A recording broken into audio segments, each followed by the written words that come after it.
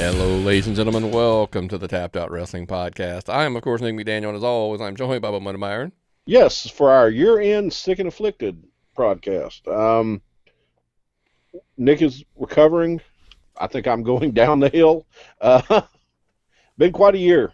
Might as well end it as badly as it went through. So, welcome, folks. Welcome. We have a unique show for you today because we were sitting back and I was shitting on everything, complaining and bitching, and we said, why don't we talk about what people did right? Why don't we stop complaining? Why don't everybody stop complaining? Look what people did right in the wrestling world this year. So that's today's topic. Yeah. Across the board, we decided with all the promotions out there, what went right, instead of saying what went wrong, and then we're going to dive into the Georgia Wrestling History Awards to wrap up the show at the end. But before we get started, we would be remiss if we did not kick off our show where we mentioned Tapped Out Pod over on Patreon. Patreon.com/Tapped Out Pod. We appreciate all the people that spend their hard-earned money and support the show over there and get the show early. It's funny. I heard something the other day that I thought I was going to try. I'll try it. I mean, why not? We do. Yeah, folks, there's, believe it or not, show notes. We actually do an outline to this every week. So I heard another show that was like, it was a big show. They were like, hey, they put their show notes up there. And I'm like, well, we're doing them anyway. It's a Google Doc, right? I mean, hell, why not? It doesn't hurt anything. So we'll put them up there. You can see kind of how we construct and how we build the show, I guess. You could print it out and listen to the show and you'd see how it was all made, I guess. So I'll start doing that this week as well. The recipe. Yeah. I mean, just a guideline of how we even do it. But again, that is over at patreon.com/Tapped Out Pod. Check us out. We greatly appreciate it. But man, eventful week, lots of stuff going on. But let's, again, dive into what went right. And when we're talking about that, we're talking about all year long, folks, by the way. It wasn't just, for the last couple weeks or whatever this week. But again, what went right? Let's start with, of course, the WWE, Raw, SmackDown, NXT, all the above. What do you think went right, Myron? I'll let you start. Roman Reigns gets over, finally. And what did they have to do? They had to make him a bad guy.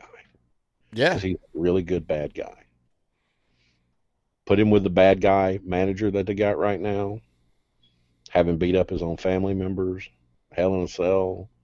Go the whole 9 yards. I mean, the guy was sick all year. I mean, he really scared me at times. He made me believe this was a real family feud. Loved it. Emotion. Moments. That's what they did right. That's, to me, their biggest highlight is Roman Reigns is over as hell right now. But as a bad guy. Single-handedly, the running joke was we heard some friend of the show, Stephen Platinum, say, single-handedly has convinced the world that SmackDown is a great show.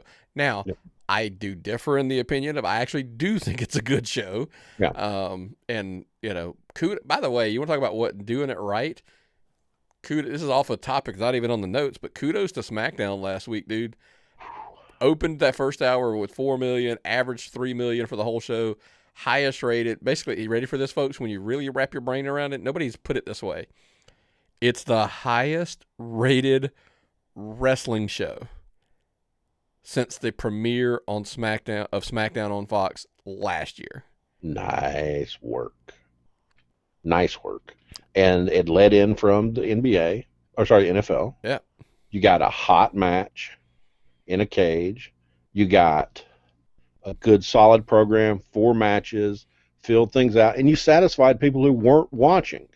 You brought fans on, and you kept, your drop-off rate was fairly reasonable for a wrestling show like this. Listen, let's be blunt. I mean, and this is, you could be negative and say, well, they dropped from 4 million to 2 million something from hour 1 to the finish or whatever.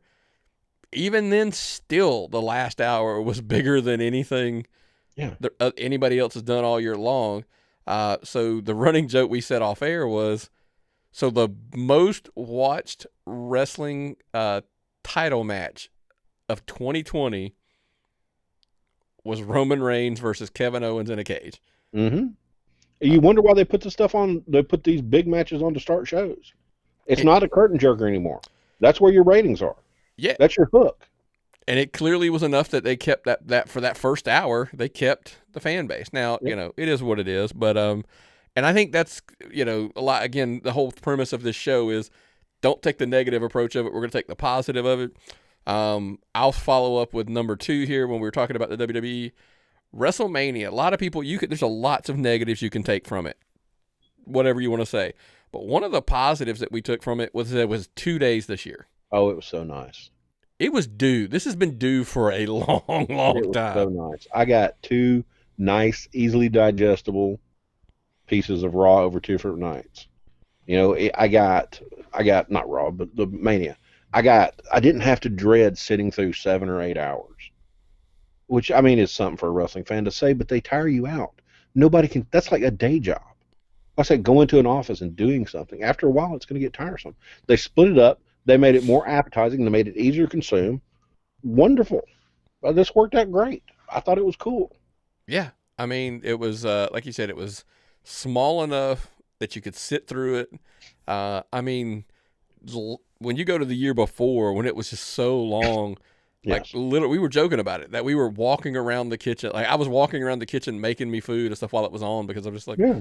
this damn thing. I mean, like, I fell asleep. yeah. I fell asleep halfway, with 2 or 3 hours left in the thing. I fell asleep and just got up and went to bed. I couldn't do it anymore. Not this year. They did it right. Yeah, Please keep and that. there's lots to be said for what they pulled off at WrestleMania. By the way, they swung with the whole COVID stuff starting right around that time. They did the 2 cinematic matches. We got Mhm. Undertaker and AJ for the Boneyard. Look, say what you want about John Cena, Bray Wyatt, the Firefly Funhouse match.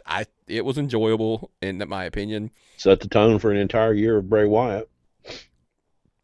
Got off, yeah. So I'm Made a lot of money on Bray Yeah. Wyatt this year. yeah. So.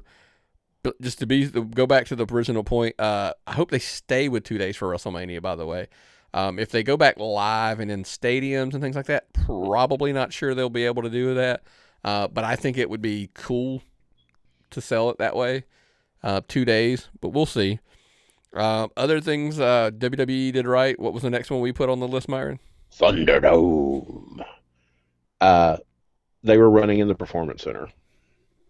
They were piping in some noise. The seats. The thing that got me is the seats were all empty. And it didn't. It was hollow because they ran in that big building with nobody there. Now, when TNA or Impact runs, they get rid of all that stuff. You don't see their studio's not as big, one, but you don't see really anything but the ring. Well, WWE couldn't help but shoot it that way. And you got to see all those empty seats, and it was depressing. You put it in Thunderdome, and you got faces, reactions, graphics. You're still piping in noise, but it was a lot more believable. Made the atmosphere completely different. I'm with you 110%. This is one of the epitomes of chicken salad, right? Yes. That they went from that sterile, empty, building into they built a structure that it still looks like there's energy there, and even pumping in the sound and everything, it still got the vibe. This is arguably, and some people can say all they want, this is arguably one of my biggest pluses of wrestling in general this year. Yeah. Is Thunderdome. Because I've said it to the point that like until you can have 10, 15, whatever, 8, 10, 12,000, whatever, back in arenas for Raw and SmackDown and so forth, so on, I don't know that you get rid of this concept. And why push it? Why push it? I mean, ticket sales are a big deal, but they're not that big a deal. Okay? If you can keep people safe and go with this concept longer, why not? I mean, you're going to have to move it again. They're in a baseball stadium now, right? Yeah, Tropicana Field, yeah. So your baseball doesn't come on to the spring. I think they're good through almost to like Mania, maybe, or it's a Rumble or something. Okay. I don't know. Hell, I don't know. Okay. Well, Rumble's only a month away, Nick. I know. I was thinking about it.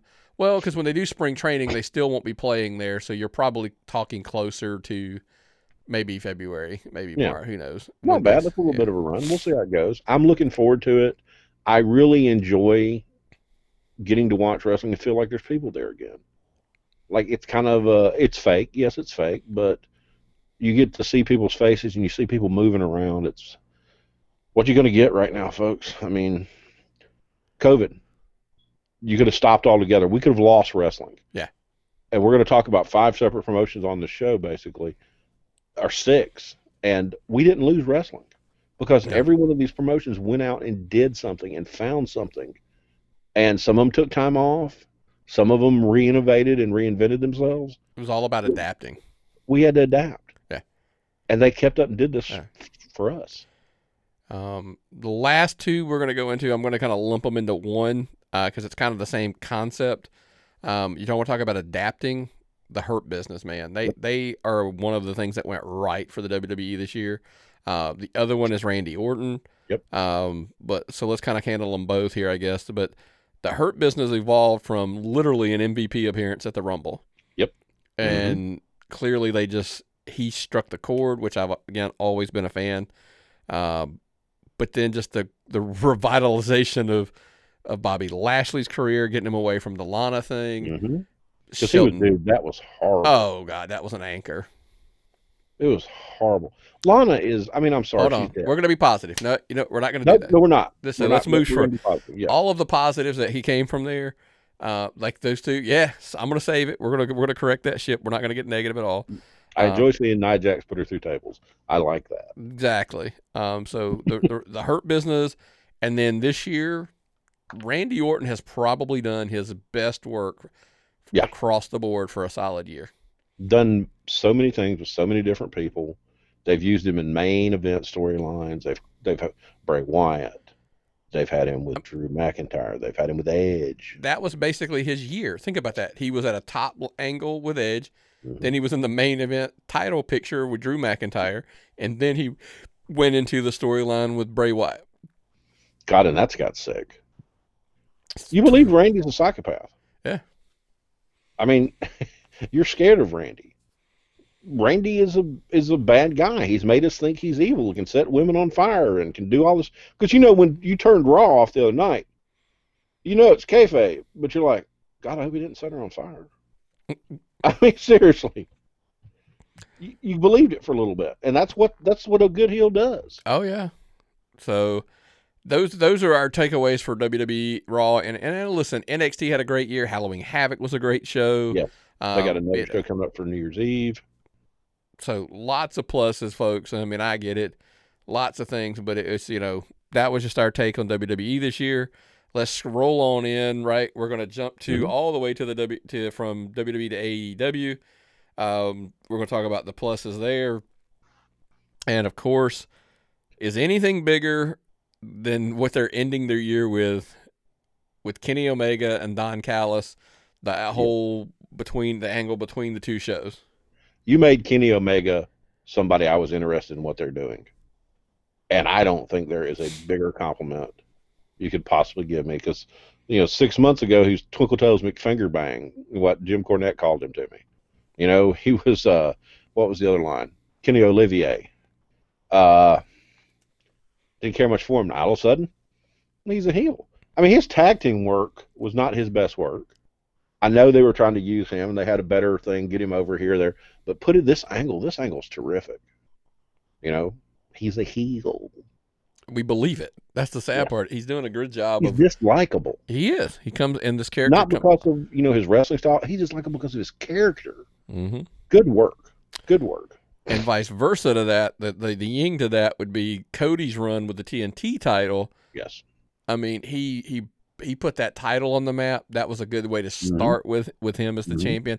Kind of the same concept with Jericho, right? They put they put their main title on their biggest star to build the most credibility, and then they put their secondary title on the second biggest star. Essentially, you could say they had, and he gave him a run with it. He was doing essentially the open challenge, giving guys shots and opportunities, putting on some good matches, and gone on. So Cody, I think, always impresses me. Yeah. I don't understand sometimes why he has matches with like Orange Cassidy, or why he has matches with other guys, but Cody always comes out looking great. He's charismatic. He's talented. He's a leader. Gotta love that guy. Yep. Next thing on the AEW checklist, we thought about it.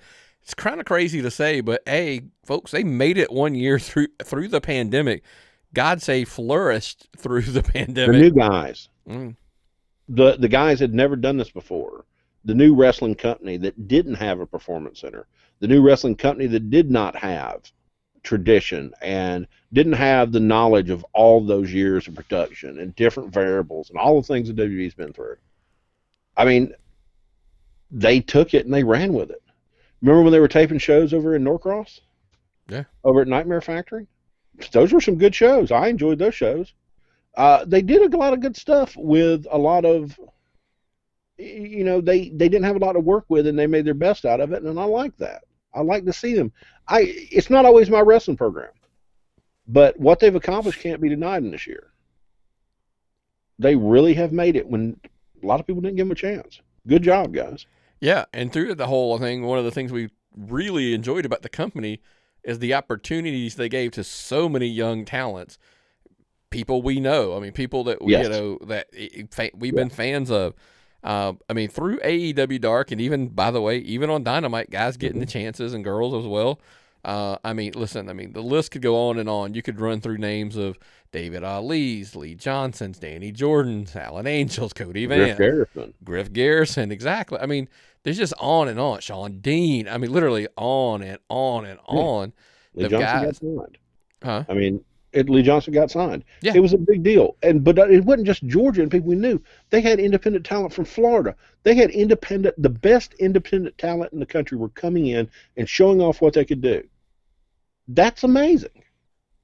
Anna Jay got a contract. Yeah. Abaddon got a contract. Independent wrestlers from around the country got to come in and show off, and they got a chance. And some of them are on the main roster now. That's terrific. What they're doing with Dark is unprecedented. Yeah. And they put those people on TV. That's cool. I'm right there with you, man. It's like I said, this Dark is the place where guys get a chance to shine, and then you end up with, Griff Garrison and Brian Pillman Jr. as the tag team, and they end up on Dynamite. Next thing you know, they're going to be in the mix. Mm-hmm. So kudos and great jobs for those guys. The flip side to that is, and I'm going to flip your order out here just to mesh with you, they began to grasp the importance of the casual fan. I think this is one of the things they got right. This was a lot of it was later in the year, bringing in Shaq, bringing in Sting, Snoop Dogg's coming in. Listen, we've said it forever. I just feel like to break and consistently hold over the million number, you got to get the casual fans. The diehard wrestling fans are watching anyway. That's your 700 to 900,000 number, it appears. When they brought Shaq on, Sting's on the same episode. You're right there at 1 million, and of course the Shaq segment broke 1 million. Mm-hmm. So I think that compromise maybe is not the right word, but the acceptance, and I think hopefully their fans embrace it as well.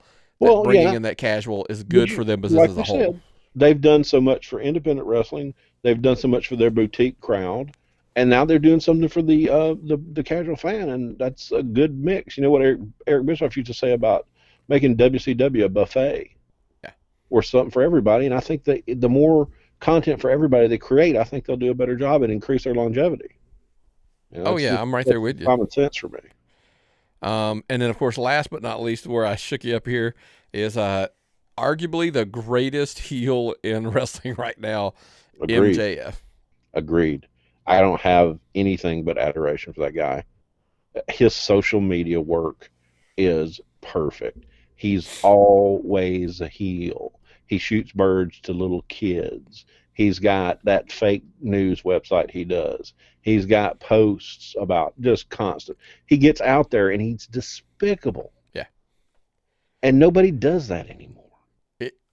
We mentioned Randy Orton obviously in the psychopath. In the first, seems to be that guy maybe in the WWE, but right now, the believable heel that you actually do hate, and you hate to hate, and you hate, kind of thing. That's he's not trying to be cool and get people to like him.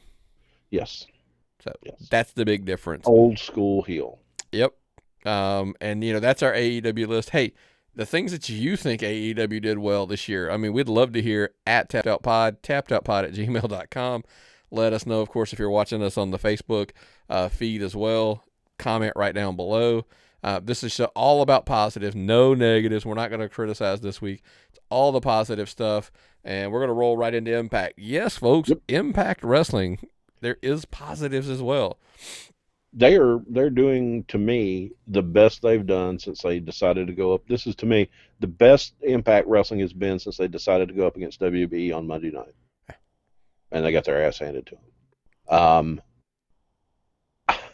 How about Don Kallus? Don Kallus and Scott D'Amore have been so important to every single thing. But now Don Kallus is in the biggest angle at AEW. It's part 2 of what we talked about with AEW, right? Yes. Like what they got right with AEW teaming with Impact. Well, Impact gets it right teaming with AEW, right? Mm-hmm. So it worked. That it's a deal, so it works both ways, folks.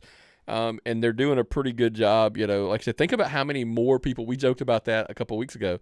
How many more people watched Impact than ever lately? You know, right? There's because of this particular thing. Yeah, you got those guys that were Kenny Omega fans, and those guys that were New Japan type guys that would go over to watch Impact, which people thought were silly and stupid and shitty wrestling, and now it's not anymore. TNA, LOL, right? Well, yes, not so much. And what's cool about this part 2 is that, you know, it drew so many eyes over. You know, it's something it's a drum you've been banging for a long time. Yes. That how good the Knockouts division is. Oh, they're amazing. That so many people are getting to watch this tournament that they're doing, right? Yeah. So, oh yeah, this tournament. I mean, these women wrestle harder than any other women's wrestling production I know of right now. They all are out there like this is the match, and they're going to put it on the line. They're going to give everything, and it's going to be brutal, ass-whipping wrestling. And I got to admire that. They seem serious at all times. And it's good stuff. It's great wrestling. They're very proficient wrestlers. You know, they talk about WB wanting to sign any Impact free agents whose contract's expiring. Well, God, the Impact's division is where the best wrestling is right now. They've got some great tag teams and stuff, but the women are killing it, man. Yeah. I'm right there with you. You know, part 2 of that, by the way, they took a shot because here's the thing that would have happened in the past. People would have came over and watched Impact and then not recognized too many guys. Now, look, I know they had Rhino and, you know, Tommy Dreamer's out there doing stuff, but you would have seen a lot of guys that your casual fan, you know, or whatever, or even just wouldn't have maybe recognized. But going out, and they took a shot. Listen, tease them all you want for it, but, you know, they've brought in Jazz. They brought in Deonna Purrazzo. They, you know, obviously... Listen, I'm going to say their WWE names because it is what they are to me right now. But they brought in Hal Hawkins and Slater and the Good Brothers. And, you know, so they showed a flash there of a minute where like, hey, we're going to invest a little money in here and try to bring in some names to boost the product.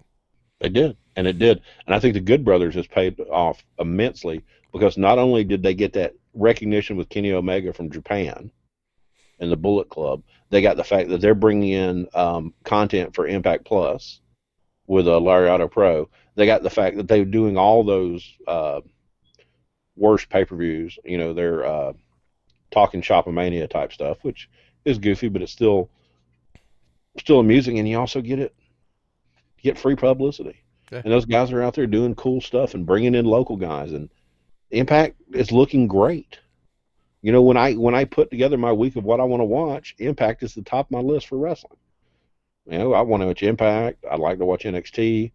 Try to watch AEW if I can. Smackdown and then Raw. That's my plan to watch wrestling for the week. And I work in MLW too because it's on the YouTubes, so it's easy.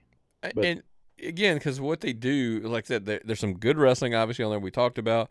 But they're using humor in the right places. Oh, yeah. Johnny Swinger's a good example of it, by the way. Johnny Swinger, look, we had seen him on Georgia indie shows and we, you know, at conventions, that kind of stuff. But now to see this character, I mean, it's a funny character. It's a swingman, daddy. Yeah. You know, it's a retro wrestling guy. It's Zubaz if Zubaz was a person. You know, everybody bashed Russell House. But Wrestle House gave you the ability to meet a lot of their wrestlers that you might not have been familiar with. Impact House got you like further involved with their gimmicks. It was goofy. It was funny. Are they the most serious wrestling promotion there is? No. Are they something that's fun to watch? Was the court case with Falaba as the judge? Was that the most serious thing, wrestlers court, most serious thing I've ever seen? No, but I laughed my ass off. But you brought it up best when you said they don't take themselves too serious. Oh. Mm-mm. Look, they're an alternative. They're another alternative, and the humor's there.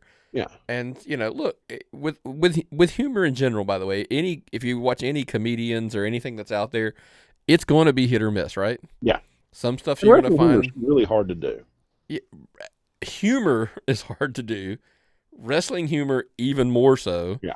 So that's why I said, like I get it. Look, don't take yourself serious. They're taking their shots, and some of the stuff is some of it's a miss. It's gonna be, but some of it's not. But that's it with any wrestling promotion or any product on TV and all.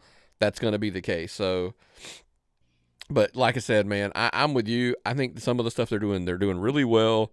So you definitely don't sleep on Impact. If you're an Impact fan, let us know what you think as far as what they, what were their best moments, or what did they do right overall. We're talking big picture stuff. We're not talking individual matches, etc. At Tapped Out Pod, and of course tappedoutpod@gmail.com. We're going to keep on moving through. We're going to lump the last three together: Ring of Honor, NWA, MLW. No disrespect for any of those promotions, but we wanted to kind of hit them as well, which, make sure we got everybody included as much as we could. I know Ring of Honor, one of the things that we felt like, they took a break. They took that long break. Mm-hmm. That wasn't obviously what we had on our list. But it seems like with everybody making gains, especially with promotions while they were gone, while they weren't running, one of the things is they decided to do was go back to their roots, and they bring back out the Pure Championship. Mm-hmm. Basically 14 years later, right? It's like this, they bring it back, and hopefully what it did is it took their fan base, their diehard fan base, brought them back, and, solidified, like, this is the crowd. They're chasing their demo. They're different again. Yeah. They're a little more sporting oriented. I hate to say they're doing what Cornette told them to, all those years ago, but it's very similar to that.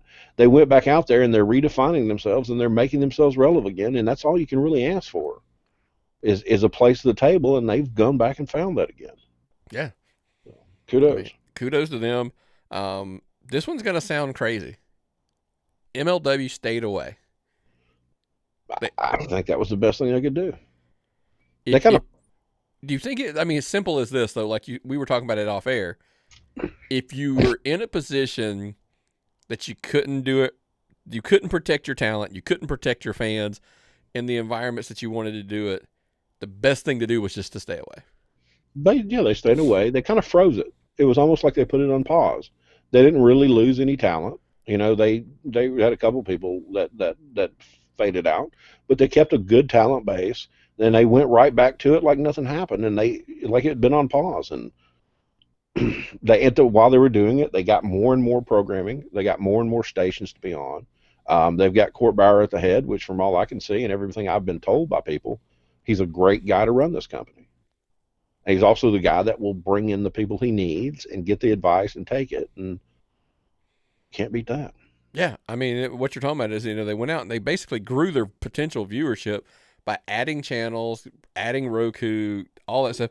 So instead, clearly, while they were shut down and not running, they weren't idle. Like Court was Court was out there doing the work and growing the product, even when they weren't showing new product, which is kind of cool. And that's, again, I think that goes back to when you say Court Bauer's the right guy to be leading MLW. I mean, I think that probably, if anything, shows why. Mm-hmm. So definitely. Now, this one's real simple. I'm gonna switch these on you as well. The NWA, look, they cooperated with AEW. It seems to be a trend here, right? That the smaller guys working with AEW is a smart move. Thunder Rosa appearing on their product, on AEW's product. The best matches the women's division's had are the ones she's been involved in. We said that a couple weeks ago, right? Yeah. Some of the best stuff that AEW has done with a women's division wasn't even their women. It was Thunder Rosa coming on. But the NWA's literally happened this week, probably the best thing they did all year was what, Myron? They re-signed Nick Aldis because you've put the belt on him. You've built your entire company around this guy. You better keep him. You know, you can't let this guy get away. And they did whatever they had to get this guy back. You know, Mr. Mickey James is a big asset to a company that's trying to get that because he looks like a champion. Yeah. And he acts like a champion. You know, you don't see that guys anymore. Not much at all. But so folks, as we're saying, like, listen, between MLW, Ring of Honor, NWA, Impact, AEW, WWE, there's a lot of things that went right this year. Now, Mm-hmm. sure, you can choose to sit there and talk about everything that went wrong this year, because guess what? Some stuff did. Oh, it was a really weird But last year. time I checked, there's a lot of shit in this year in general that went south. Yeah. So focus on the positive and let's figure that out. But now let's bring it closer to home. Let's go into the Georgia Indie Talk section. It's going to change it up a little bit. Broad section this week. Broad strokes this week when it comes to Georgia Indie Talk. So last week we kind of went through and we talked about some, national level like awards that we kind of made up, right? So, which is kind of what we do. But then now we're going to bring it closer to home. So now at any point, if I'm incorrect here, Myron, correct me. I know there's been a little bit of confusion. So the Georgia Wrestling History Awards, I watched Rob Rod try to clear it up a little bit. So essentially what's going to happen is we're going to get through all the way through the year, and basically 12:01 a.m. January 1st to 11:59 p.m. on January 7th, the nominations are going to come in. After that gate's going to be closed. The voting's going to go for like a week or two.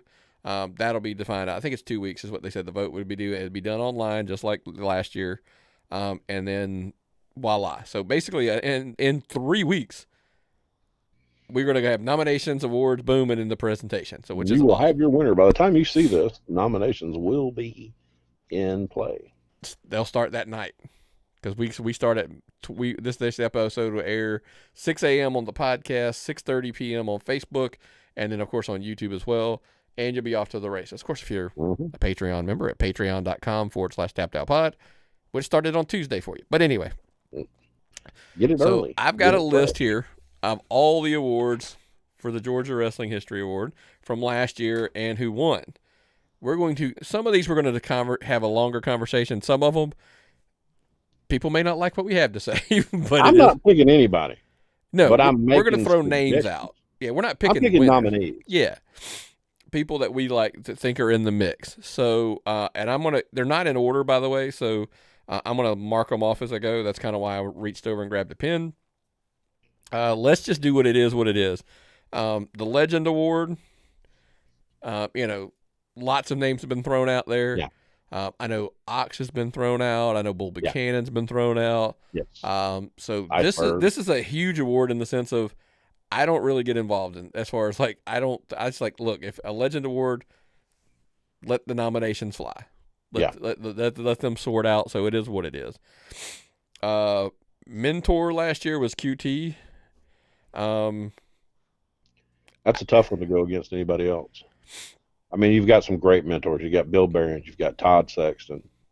You got guys out there working every day on this stuff. Yeah. But QT has put his guys on the big show. Man, I'm telling you, this one's tougher this year. QT is, and he's such a busy man now, doing a lot of other things. I know he's still there, by the way. I'm just saying that this one will be closer this year than last year, I think. But I think you're probably right. It's still probably the same three: Behrens, Sexton, and QT. But how do you quantify this when you look at it? And it's going to come up with a lot of other wrestlers. Some of them might still wrestle here, but they've got contracts. Yeah. Logan Creed, perennial wrestler of the year for the last 2 years, has MLW contract now. Yeah. Griff Garrison's on the main program now. But they still wrestle enough here in Georgia that it matters, I think. But are they big guys or are they Georgia wrestlers? Look That's at the debate. look at the women's scene. Yeah. The Well, big guys have just picked the women's scene clean. I hate to go to that next. we'll jump. I mean, literally, that's why I wanted Okay. to mark them off. I mean, as we were going along here, you're 100% right. When we said female of the year, performer of the year, I think that's the key phrase there because we're all kind of like, I mean, Ach Pereira is a professional WWE referee now. yeah, she's not a Georgia wrestler anymore. I mean, so that's what I'm saying. I mean, it's Danny who's on AEW a AEW lot, all the time. but she did work in Georgia a lot, obviously prior to COVID, but hasn't. Is it Crystal Rose? Is it Amy Haven? I mean, this name goes out. There's just tons. Amy Haven is going to go into that. I'm still trying to figure out. I respect and admire what Pro South is doing, but they're not in Georgia. But I think that's the expansion of Georgia wrestling history isn't encompassed in just Georgia. It's just that's where it kind of started. It's kind of hard to rebrand, and you're not going to say Georgia wrestling history only covers Georgia. It's going to be if they start spreading out, they start covering a little bit of Florida, and a little bit of Alabama, and a little bit of South Carolina, North Carolina, Tennessee. You can't rebrand it Southeast wrestling history. You know what I mean? So I think it's still Georgia wrestling history, but they're just spreading out on as far as the coverage. That's a great way to look at that. That's a good. If they're covered, they're part of the award. Yeah, and they are. Amy Haven, outside of that shot to the chin she took, is been the big deal this year. She's done a great job. She's involved in a lot of the storylines. Took a great umbrella at Southern Honor. Is what it is. We talked about referee. Pretty simple. I mean, we're down to what? 2 guys, in my opinion. It's David Weekley and it's Grandpa Booker T. Yeah, and he's your winner last year, by the way. Yeah, and either one of those guys, right? I mean, they're doing so much. They are everywhere. These are 2 guys that don't just work one promotion. They're not homers.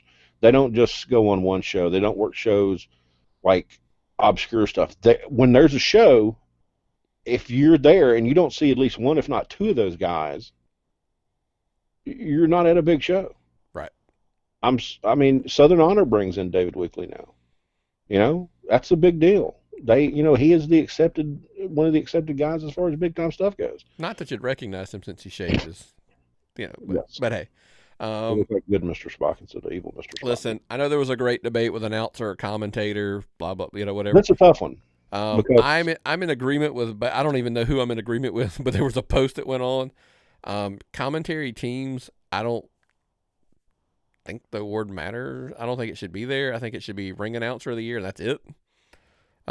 Just because, the commentators, if you're going to, they should be 2 different things, if nothing else. Like, I did understand that argument, but just commentary is not a regular thing across the board.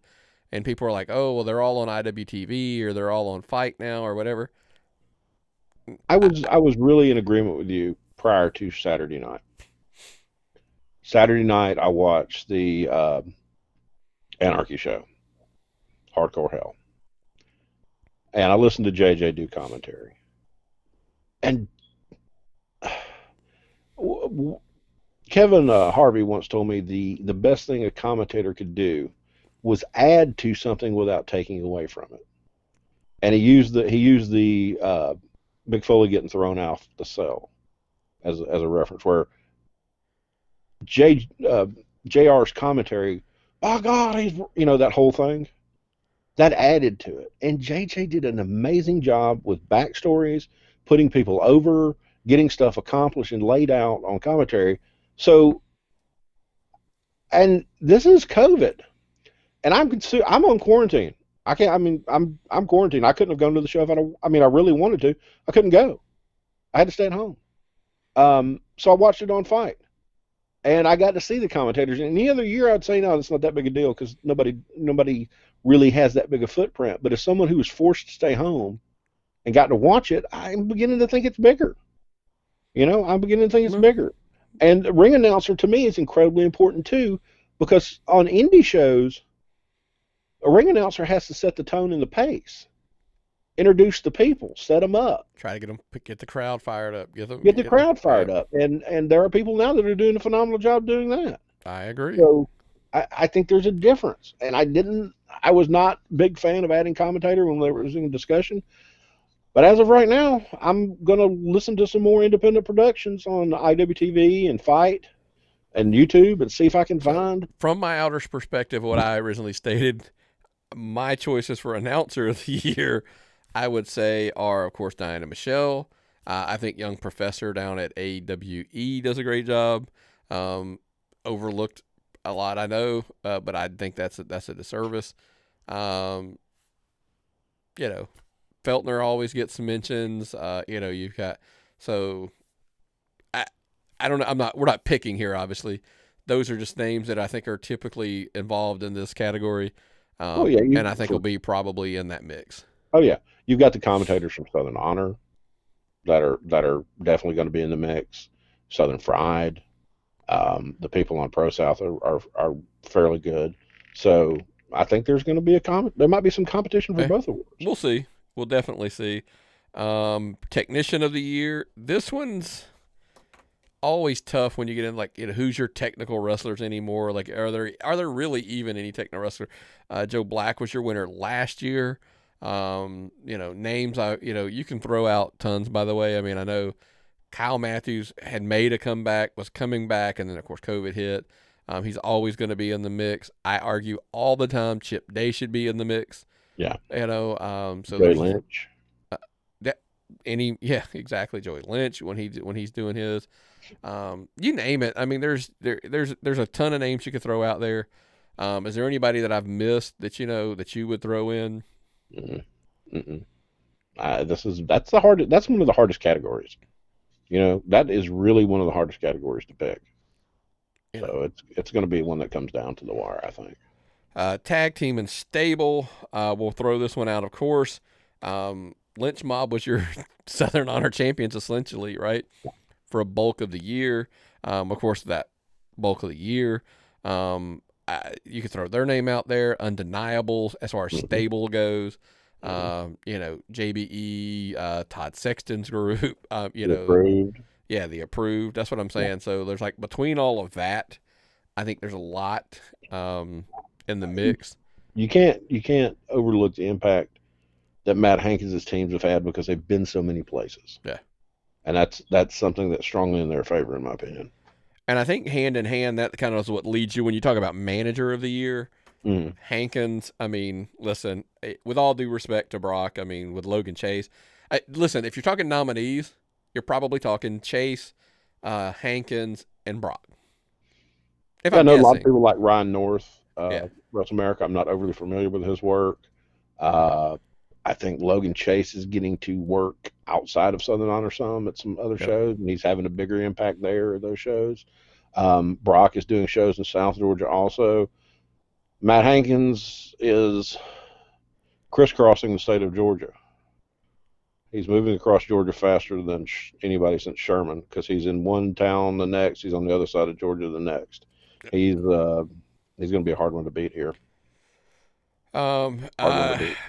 Let's see. I got the list in front of us. So we're down to Booker of the Year, of course, always is. It's a tough one. But we have a weird take on who those nominations are, those 3 nominations. I'll let you throw them out there. I mean, because if I were to nominate 3 people, it would be Dylan, it would be Todd, and it would be Matt Hankins. Matt Hankins is booking Anarchy fairly well now. He's booking his own promotion to PCW. He helps out everywhere he goes. Dylan Frymer puts on the high-flying, high-energy, great story Southern Honor shows, the WE style.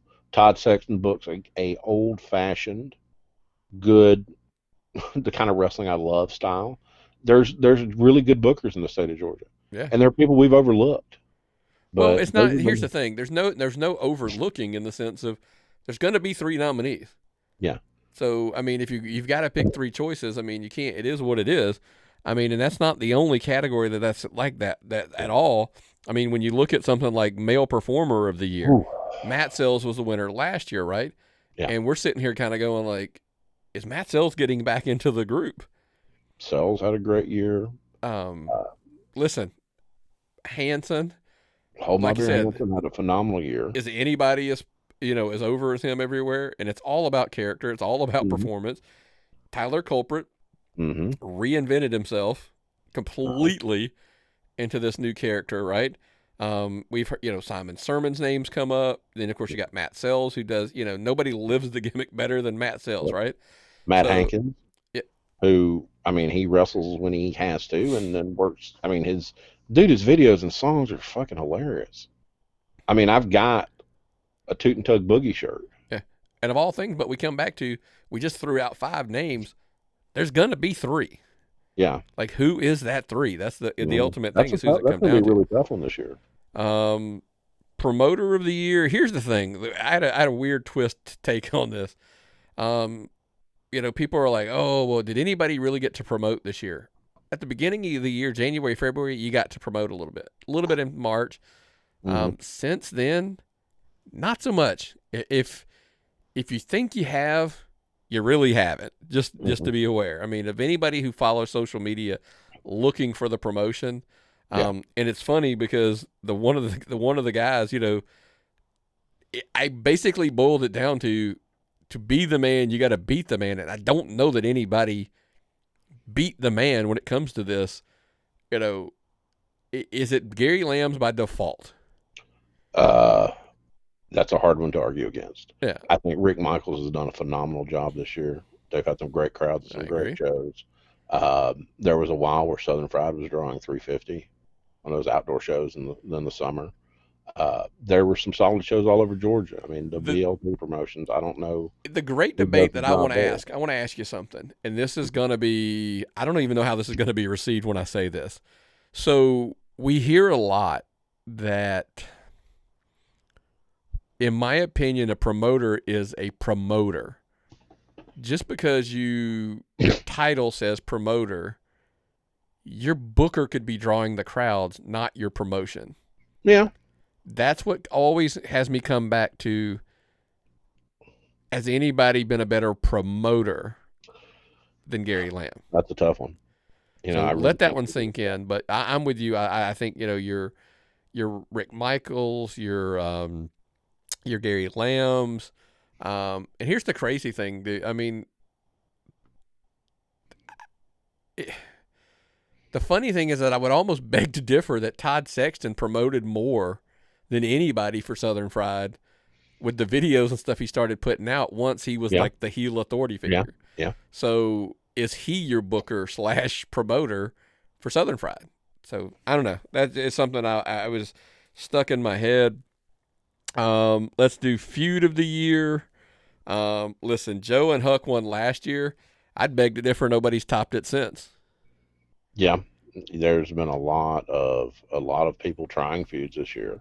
We got that big feud at Southern Fried between Todd and David and Yep. their factions and all that, and that was a good thing going I think on. it's one of your nominees, probably.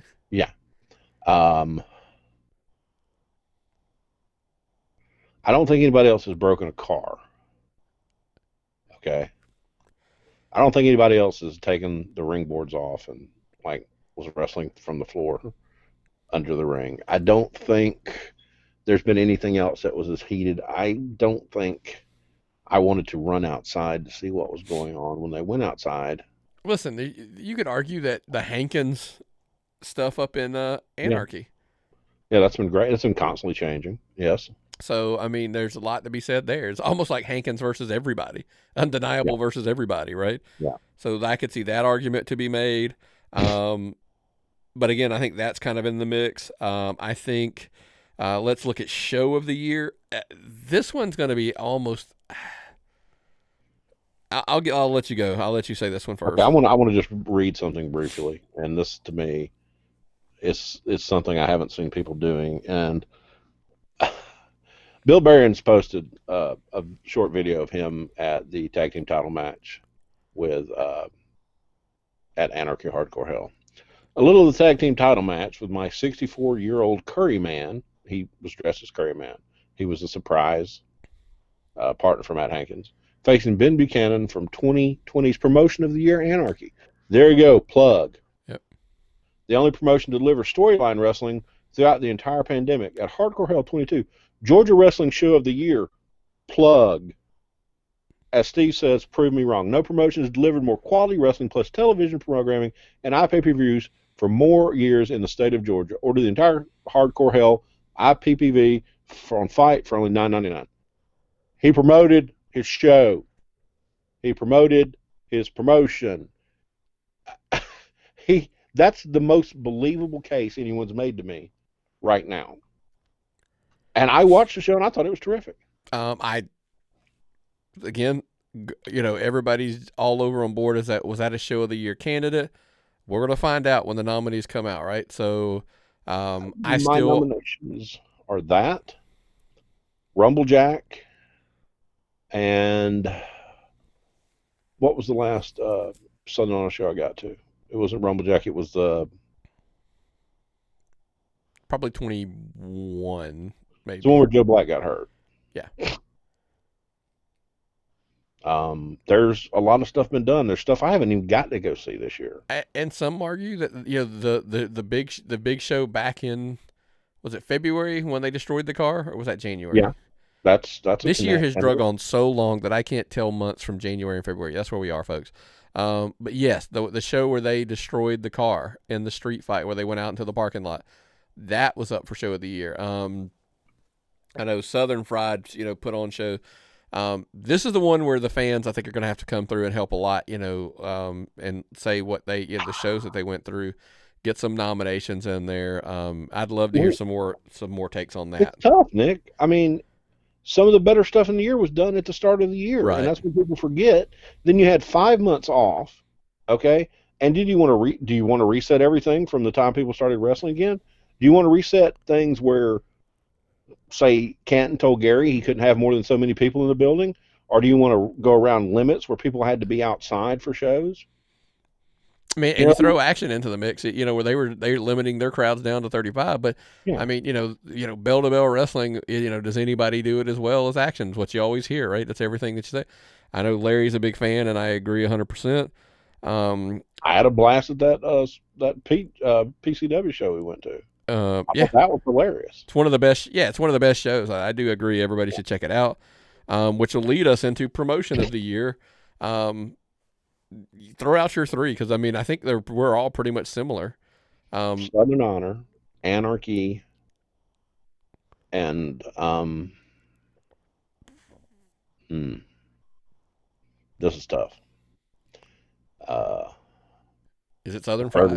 Tough. Well, Southern Fried, yes. You also got Pro South has done all this stuff they've done. You've got that BLT Promotions that are up there drawing KLT. I love that you call it BLT, by the way. In one building. I think they drew 1 million one night. I think they filled the Pontiac Superdome. Yeah. Adam hanging from the rafters, sold out. Yeah. And then they did it on they did it on closed circuit television too. Yeah. There's a lot of promotions this year that have done their best in times of need, and Action has had to redo this thing with 35 people at the show. I still think the big guns: Anarchy, Southern Fried, and Southern Honor. I think Anarchy has completely pulled himself back into the top three. Yeah, I'm with you. I think it's Southern Honor, Southern Fried, and Anarchy now for promotion. Let's get down. I've saved these two for last for a reason. Let's first go into most improved wrestler of the year. This one's going to be tough. So David Ali was your winner last year for most improved. Here's the craziest thing I'm about to tell you. I think he's gotten so much better from that point to now. He could easily win again. Yes, a most improved wrestler repeating and winning back-to-back years. As crazy as that sounds, somebody proved me wrong that David Ali doesn't deserve it. That's tough. Now, I can give you two other names, because I have to give you two names, right? Yes, and I know what the other two names are, so go ahead and shoot. Maybe you do, maybe you don't. Has anybody gotten further from point A to point B than Hold My Beer Hansen? No. And then has anybody, because we talked about Performer of the Year, and I think this is it. Tyler Culprit, from being a tag team, with the GB1C, to Tyler Culprit now, who has held multiple titles. The old Leg Slap Express. Look at how far that he's come as well. Like this is Oh yeah. easily, arguably, I could give you those three names. And here's the crazy thing: let us know who I missed because I've missed people at tappedoutpod@gmail.com. I'll tell you something. Those two, to me, if it was a separate title, would be the COVID most improved because they didn't rest during COVID. Yeah. They didn't get those big shots on national programs. They didn't get all that other stuff, but they focused on themselves. They developed their character and their gimmick. They worked to try to get better. They listened to people. Now here, They're hold on. taking advice. Yeah, I 100% agree with you. If we were talking sheer physically, has anybody gotten better? I mean, listen, Danny Jordan pre-COVID, Danny Jordan now. Like, and listen, it's David Ali, it's Ashton Starr. Lots of wrestlers took advantage of the situation of not being on the road constantly, like they were working all these indie shows. Yeah, Ashton's got cut up. He's looking great. Physically, so much, improvement. Danny Jordan is like a rock. She's a new person. That's the crazy thing. It's a brand new person. Mm. But to go back to the original thing, we're talking most improved wrestler of the year. Those are my three names, by the way. And you could tell me any three of them won it, and I wouldn't be shocked. And I probably couldn't stand there and argue with you about Hanson, Culprit, and Ali. Mm-mm. Last but not least, wrestler of the year. Logan Creed was your wrestler of the year last year. I think we're going to get a new wrestler of the year this year. Just my personal opinion. But give me three because I got one. 4. Give me 4 or 5. I mean, we just want the nominations, people. That are jumping Logan off of your. Creed, Joe Black, Griff Garrison, even though he's based out of North Carolina, he works primarily down here. Yeah. And David Ali. Yeah. They have either held gold or lost gold over the course of the year. Griff is your Southern Fried champion. At Southern Fried Ranmore, you'd have got to see a lot more out of Judas, who was doing a pretty good year so far. When do we bring more names into this? I mean, are we going to define, like you said, that are you on television or are you in Georgia? Are you wrestling in gymnasiums? Or are you wrestling at Daly Plaza or whatever they call it? Daly Plaza where they shot Kennedy, right?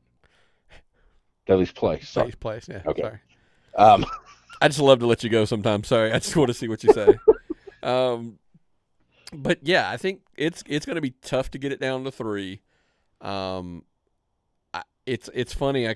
When you go back to that, to be the man, you got to beat the man. So did Logan Creed do anything not to be in the top 3 as a nomination? Mm-hmm. Probably not. Joe Black did everything in his power to deserve to be in that vote. Yes, he did. Yeah. So it all boils down to who's the third man. Yeah. It's not Hulk Hogan this time, folks. Who's the third man? Who would you pick at tappedoutpod@gmail.com to be Georgia Wrestler of the Year? That's curiosity of who would be, who you would put into the mix. Comment, hey, listen, you can comment right below us on Facebook if you prefer to watch the Facebook video. But that's our look into the Georgia Wrestling History Awards. We just wanted to throw some stuff out there, get the juices flowing, because 12:01 a.m. January 1st, the nominations process will start. That will run for 1 week, ends at 11:59 p.m. January the 7th, and then the voting will start, and we will have the winners. But hey, it's just a place we wanted to start. We appreciate you taking the time to listen. We'd also appreciate if you if you enjoy the show, subscribe somewhere, whether it is Apple Podcast, iHeartMedia, Google Podcast, Spotify, Amazon Music, YouTube. Doesn't matter, folks. Anywhere and everywhere that you can listen to a podcast, I promise you, we're probably there.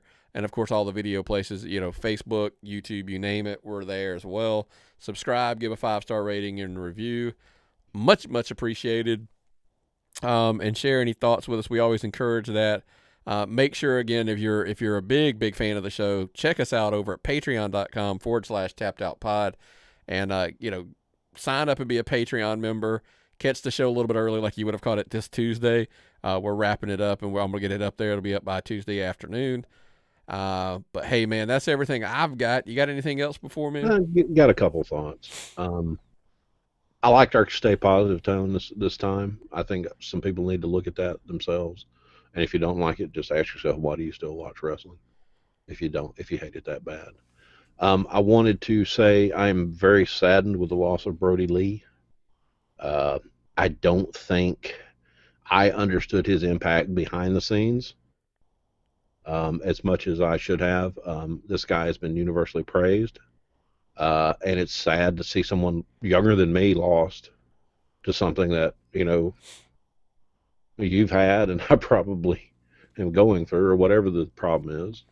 I have to applaud CM Punk probably for the first time in my entire career as a wrestling shit talker. Also, Mick Foley, who is one of the greatest human beings alive, who dedicated their income from Pro Wrestling Tees sale of their merchandise to his Brody Lee's family. Yep. I think that was terrific. But that's about all I got, folks. And we did save this for the end in the sense of we were trying to be super positive throughout the show. And I think what I'll end it with is there's nothing more that I always say, like, when I go, the thing I'd rather be remembered for, it's not this podcast, folks. It's not what I want to be remembered for.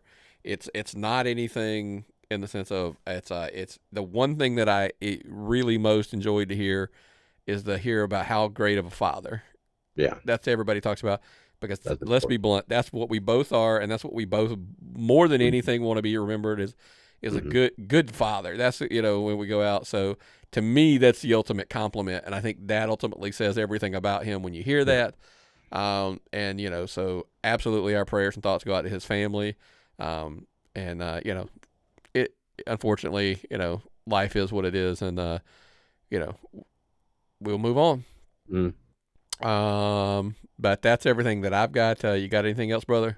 I don't have anything else. Well, what's the old saying, brother? If I've got nothing and you've got nothing, what time is it? It's time to tap out.